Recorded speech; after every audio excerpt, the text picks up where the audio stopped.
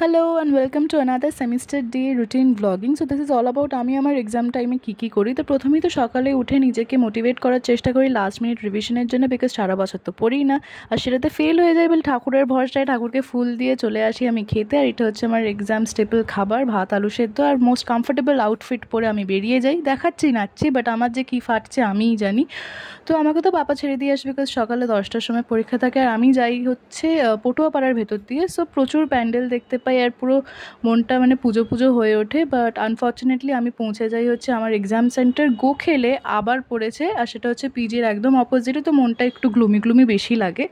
But then তারপর তো ক্লাসে ঢুকলাম, ক্লাসে ঢোকার পর তো আরোই ডাল লাগে, বাট ইটস ফাইন। তো এক্সাম শেষ হয়ে যাওয়ার পর আরও এক্সস্টেড লাগে দেখতে। তো আমি বাড়ি ফেরার সময় তো মেট্রো নিই, আর মেট্রো নিয়ে ডিরেক্ট চলে আসি কালীঘাটে, অ্যান্ড দেন বাড়ি। আর এরকম করতে করতে একদিন আমার এক্সাম শেষ হয়ে গেল।